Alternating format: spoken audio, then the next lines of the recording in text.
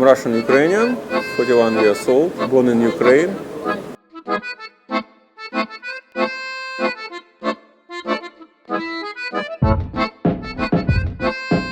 Since Russia invaded Ukraine, many Ukrainians have been killed and many were left homeless.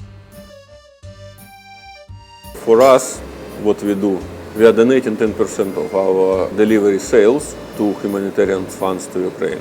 So restaurant is donating 10% and helping civilians to survive with food, with medicine, etc. So I mean, it's since we are from Ukraine, we believe we have to do it. Came in Singapore 18 years ago, was posted by job. Then some 3 years ago, we decided to start small dumplings kiosk. There was no any Russian Ukraine food here, but the most safe way to proceed, we decided would be with dumplings. Because dumplings is known for everyone. We opened a small kiosk in Tanjung Pagar MRT. In 3 months' time, we had to move. Then we found place at Maxwell Chambers. Then it became kind of restaurant. Then we bring more food rather than dumplings, give more range of Russian Ukrainian cuisine here. The food, actually what we bring is not fine dining, is home food. That's what we used to eat when we were growing up and living back in Russia, Ukraine. Dumplings.ru is well accepted by Singaporeans. Today, 90 to 95% of the customers are Singaporeans. We're receiving good feedback from customers, and people have a choice between Italian, French, Chinese cuisine. Now they have choice of Russian Ukraine cuisine. Dumplings.ru features some of the most popular and traditional Russian and Ukrainian cuisines, like the Ukrainian borscht soup, Russian and Ukrainian dumplings, Ukrainian pork belly, and the Russian honey cake. The dishes are rich in taste and made from a variety of ingredients. They also take considerable amount of time to prepare. Ukraine soup, borscht, is the most known and famous. Borscht soup also interesting because a lot of veggie is used. It's onion, carrot, beetroot, cabbage, potato, green, bell pepper. So it's really rich in flavor. The borscht soup is a very complex dish and it takes 3 to 4 hours of preparation. The meat is cooked for 2 hours, carrots and onions are fried, beetroot are stewed, and all the ingredients are then combined together and boiled for a few minutes. The soup can last for 10 hours after it is cooked.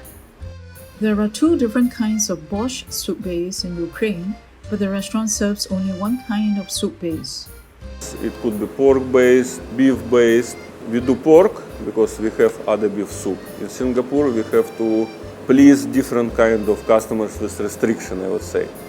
The traditional Ukrainian pork belly, called salo, is sour in taste. The preparation takes a few days. The pork belly is first marinated in garlic, salt, pepper, and bay leaves for a few days. It is then baked in the oven and kept in the freezer after baking. At home, we used to have kind of fat, 5, 7, 10 cm thickness. Here, hardly you can get mixed meat and fat. But what we do baked pork belly. Then when order come, we serve it frozen, tiny sliced with mustard or any other hot sauce, but the traditional one is mustard. While local pork belly serve it hot one, and it's more crispy style. So this one is different. It comes well with borscht soup or with shot of vodka. The restaurant serves a combo platter of 12 different types of Russian and Ukrainian dumplings, which include pork, beef, lamb, chicken, beef chicken, beef pork, potato bacon, salmon, potato mushroom, and cottage cheese. The Russian dumpling, called pelmeni, is a meat dumpling and is smaller and rounder, while the Ukrainian dumpling, called vareniki, is a vegetable dumpling and are half moon and bigger in sizes. So dumplings eaten very fast, but preparation time pretty long.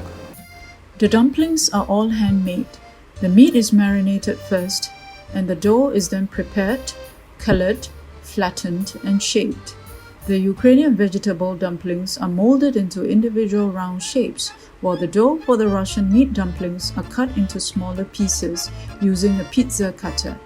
The dough is folded after the fillings are added.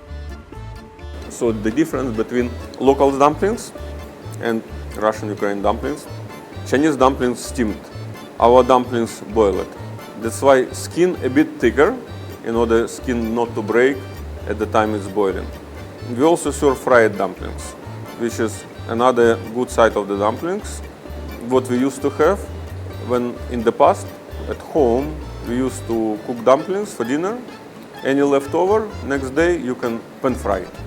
Then for meat dumplings we use mainly meat. We don't add much veggie as chives and other ingredients what they use for local dumplings. Then also the skin could be different. We use wheat flour, while some of Chinese dumplings they use rice flour. Summertime we would use even fruits to put in dumplings. Then with sweet sauce it comes as a dessert. Like in Russia the most popular is beef pork. The honey cake, called medovik, is one of the oldest Russian traditional cakes and is the most popular desserts in dumplings.ru.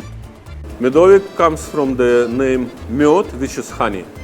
So it's just direct translation, honey cake. It's pretty old recipe for this cake, 200 over years. The honey cake is a multi-layered cake and is tedious to make. Sour cream is applied to the first layer and absorbed, before condensed milk is applied to the second layer and absorbed, until the fifth layer is completed. The honey cake is extremely soft with a unique milk flavor. The rest of the food, I would say it's kind of, I wouldn't identify the Russia or Ukraine or other, I would name it generally Slavic food, like chicken patties, salmon patties, pork patties. They can be made and eaten everywhere. But this kind of food, what we used to have, what we used to do at home, that's what we serve here. And people like and appreciate this. Patrons are transported back to old Russia and Ukraine in the 60s and 70s as the restaurant is filled with old posters and decorated with antiques and memorabilia, which Vadim had brought from Kyiv. Vadim's eyes lit up as he introduced them, almost transporting himself into his childhood days. The video recorder was from 1984, and amazingly, it is still working. The radio is 40 to 50 years old. Vadim still kept the alarm clock from 1970, which he had used as a child. The telephone is as old as the alarm clock. The camera is 50 years old and belonged to Vadim's parents. This one, for example, is pretty old thing. It's a horn from my childhood. When I was in summer camp, they would wake up kids with this horn. Like every morning, 7 a.m., they would play the horn. The sound is really sharp and strong. I cannot play now because it's missing mouthpiece.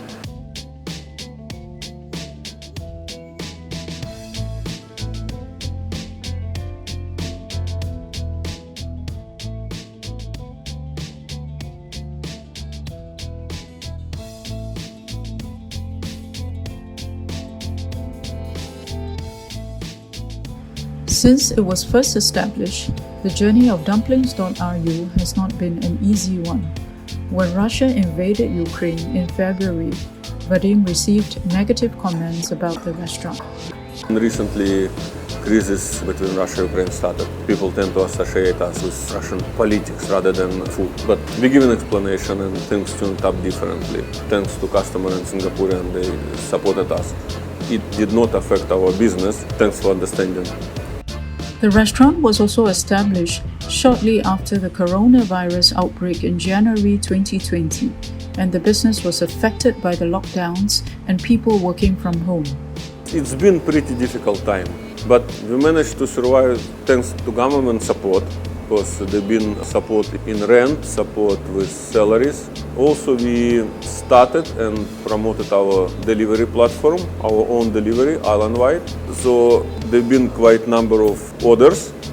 Then with help of social media as well, like Mothership, they posted a good article about us. So with their followers, we became a good pool of customers. Vadim also rebranded dumplings.ru as a tourist destination of Russian culture and food through the collaboration with a local Russian tour company, Miss Elena Konstantin, a Russian-English tour guide and interpreter, works closely with dumplings.ru and organizes a Discover Russia in SG tour for Singaporeans and tourists. In most cases, we bring tourists to this particular place, to dumplings.ru, because it's the only authentic Russian restaurant in Singapore currently. We are trying to make them exposed to Russian, Slavic, Ukrainian culture. You should understand that Russian-speaking culture is actually very diverse and also very old. So this is not only about Russia currently, it's about former USSR, it's about Russian Empire. And very important part of the culture is actually food. It still was difficult because restriction just recently been lifted last December. Most of restriction, I would say. We're still waiting until COVID era is over. When 100% office crowd is back, when all restriction lifted, then it's when restaurant can kind of breathe. Vadim recently opened another Russian food kiosk in Lau Pa Sat, selling Russian Ukrainian street food. So please come and try. The menu is limited, but the prices are cheaper. So if you want to start with cheaper version, please be welcome at Lau Pa Sat and support us.